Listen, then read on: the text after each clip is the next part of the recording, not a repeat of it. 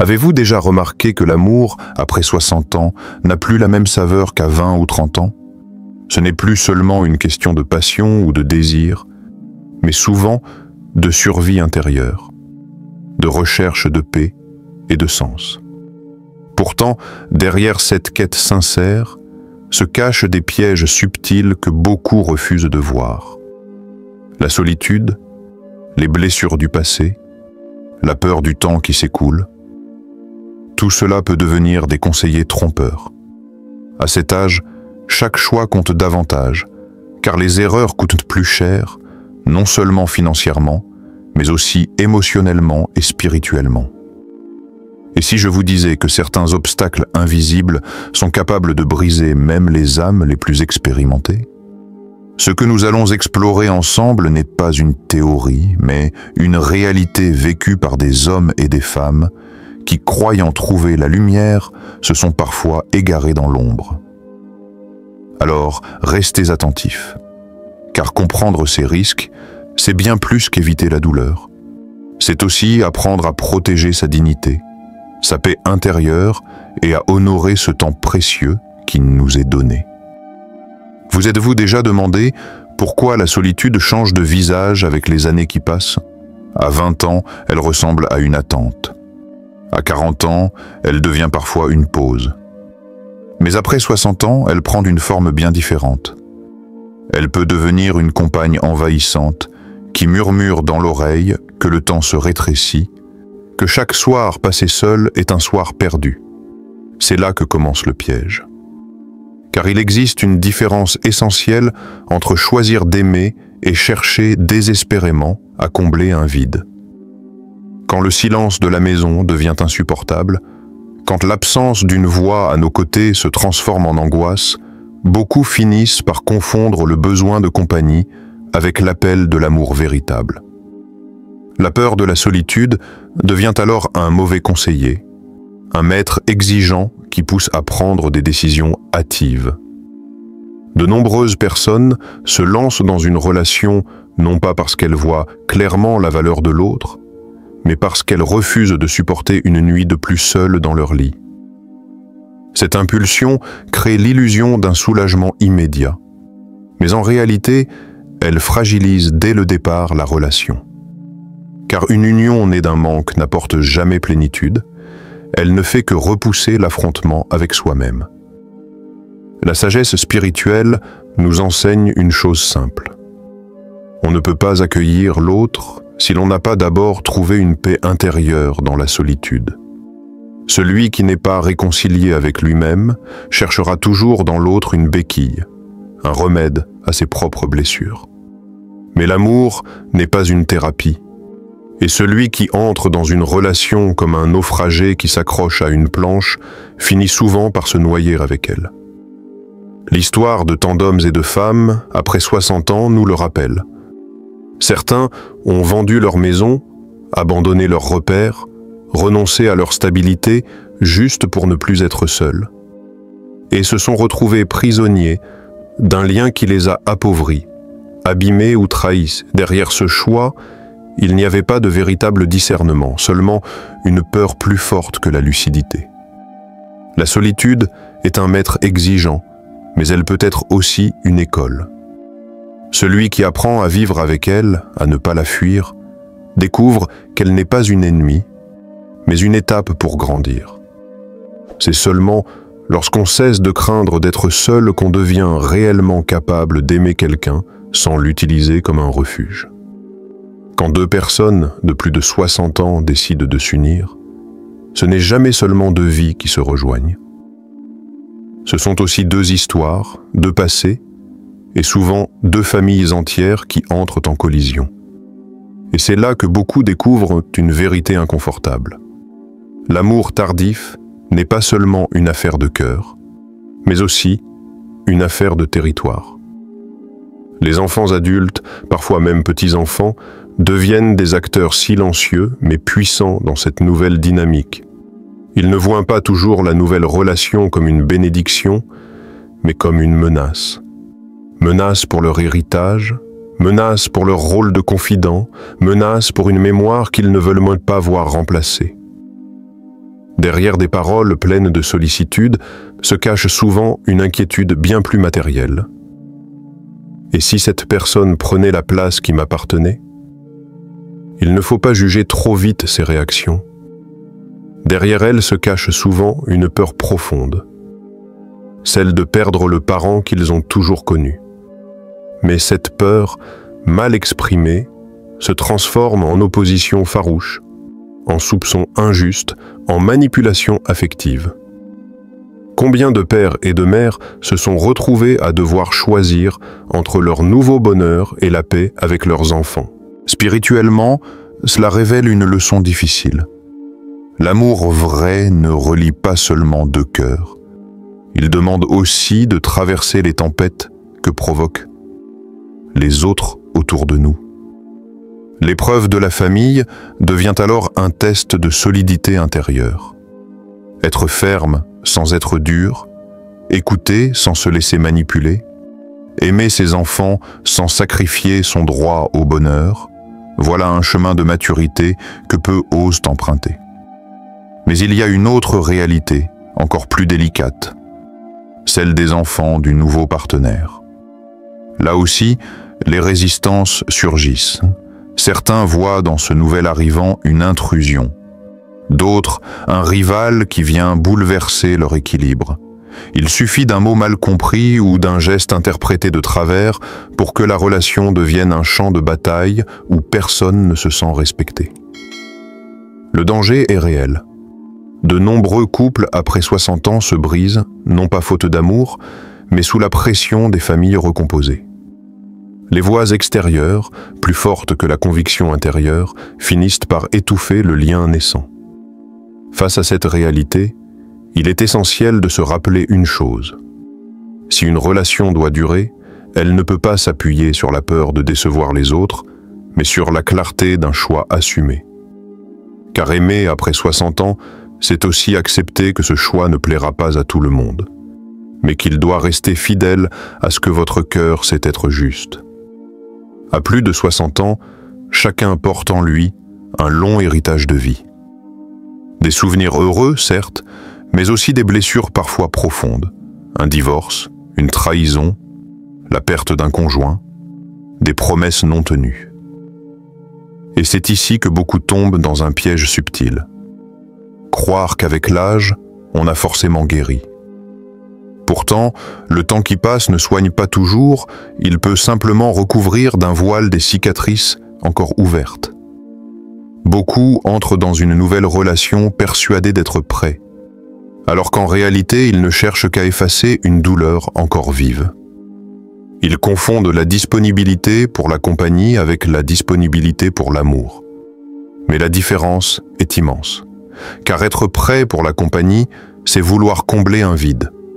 Être prêt pour l'amour, c'est être capable d'accueillir l'autre sans projeter sur lui les fantômes du passé. Et c'est là qu'apparaît une illusion dangereuse, celle de croire que l'expérience protège. J'ai déjà tout vu, je ne me ferai plus avoir, disent certains. Pourtant, l'expérience ne garantit pas la sagesse, car la douleur peut fausser le regard. Une personne trahie devient méfiante et contrôle sans cesse. Une autre, veuve ou abandonnée, devient trop dépendante et s'accroche avec excès. Dans les deux cas, ce n'est pas l'autre qui est vraiment accueilli, mais l'ombre d'une histoire passée qui continue de dicter les choix. Le vrai danger, c'est de comparer sans cesse. Comparer le nouveau partenaire à celui ou celle qu'on a perdu. Comparer ses gestes, ses paroles, ses attentions. Mais l'amour n'est pas une copie. Il ne peut naître qu'en acceptant la nouveauté. Et celui qui reste prisonnier de ses souvenirs construit sans le savoir une relation fragile, incapable de se développer librement. Derrière cela se cache une vérité spirituelle. On ne peut offrir un cœur qui saigne encore. L'amour demande une ouverture entière, une clarté intérieure que seule la guérison véritable apporte. Or, la guérison ne se décrète pas. Elle exige du courage, celui de regarder sa douleur en face et de l'accepter, au lieu de la fuir dans les bras d'une nouvelle personne. Alors, que vaut vraiment l'expérience? Elle est précieuse si elle devient une source de discernement, mais elle devient un piège si elle nourrit l'orgueil de croire qu'on ne peut plus tomber. Car même à 60, 70 ou 80 ans, le cœur reste vulnérable. Et c'est cette vulnérabilité qui nous rappelle que l'amour est toujours un risque, mais un risque qui demande d'être affronté en vérité. Et non dans l'illusion. L'amour, à plus de 60 ans, ne se vit pas dans le même décor qu'à 30. À cet âge, il ne s'agit plus seulement de partager des émotions, mais aussi de protéger ce que l'on a construit durant toute une vie. Et c'est là que deux réalités trop souvent négligées prennent toute leur place: l'argent et la santé.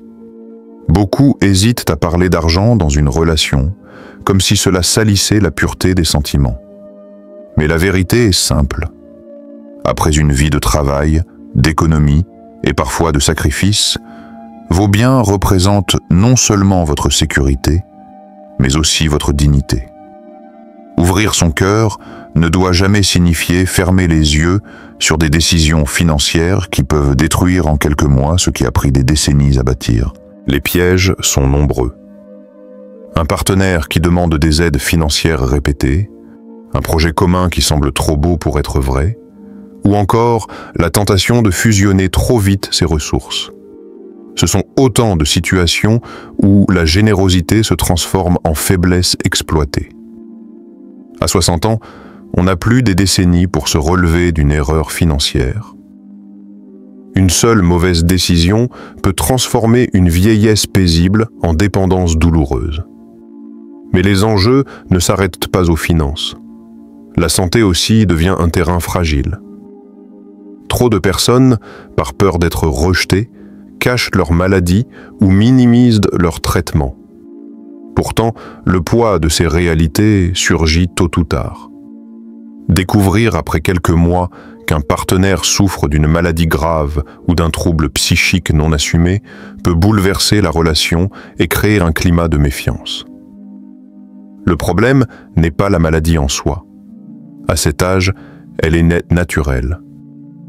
Le vrai danger réside dans le manque d'honnêteté. Car une relation ne peut s'épanouir que dans la transparence. La cacher, c'est bâtir sur du sable. Il existe aussi une autre forme de manipulation, plus insidieuse, celle du soignant intéressé. Certains, sous couvert d'attention, utilisent la fragilité médicale d'une personne âgée pour entrer dans sa vie, prendre le contrôle de ses choix, puis de ses finances.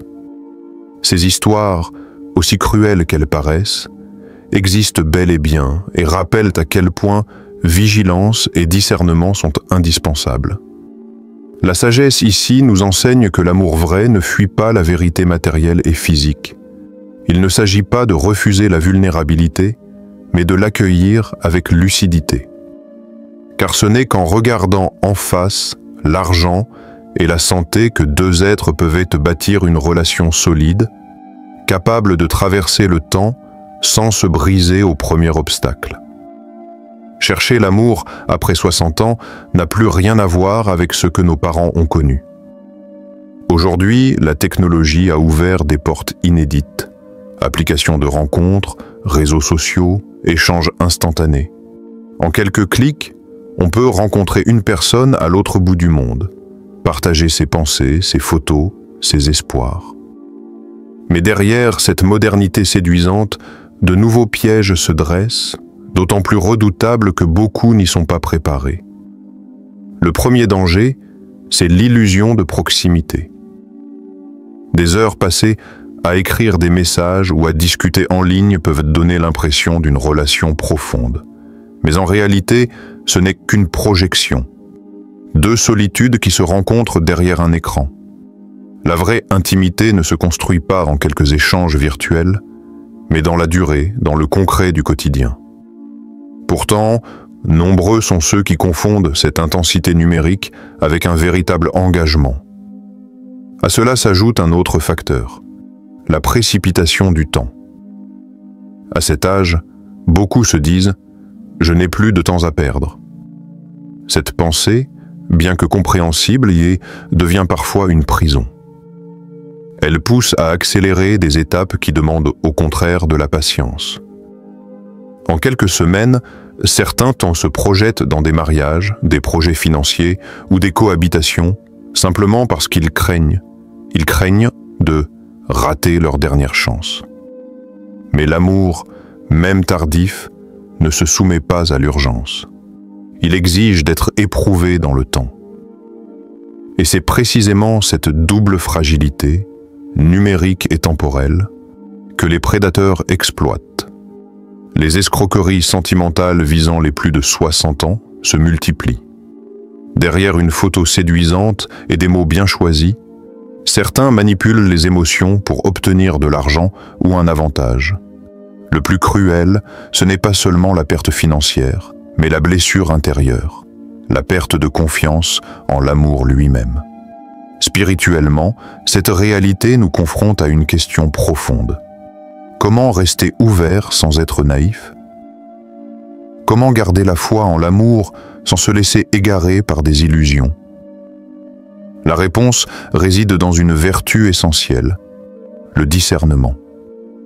Prendre le temps d'observer, de tester, de vérifier. Ne pas confondre la chaleur des mots avec la solidité des actes. Et surtout, se rappeler que le véritable amour n'a jamais besoin de presser.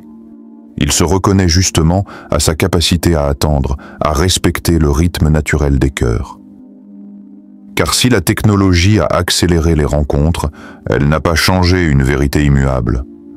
Un lien authentique se construit dans la clarté, dans la patience et dans la vérité. Et aucun âge, même au soir de la vie, ne dispense de cette sagesse.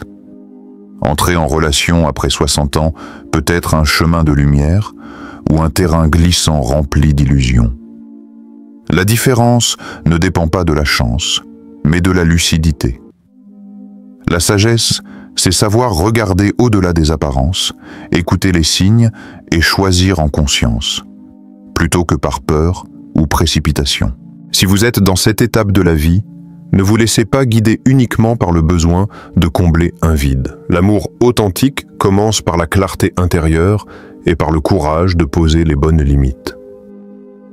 Alors, prenez ce que vous avez entendu aujourd'hui non comme un avertissement qui fait peur, mais comme une invitation à avancer avec plus de discernement. Et si ce message vous a parlé, partagez-le autour de vous. Car protéger les cœurs à cet âge, c'est aussi protéger la dignité humaine. Abonnez-vous pour continuer ce chemin de réflexion et ensemble, faisons de la sagesse notre plus grande force.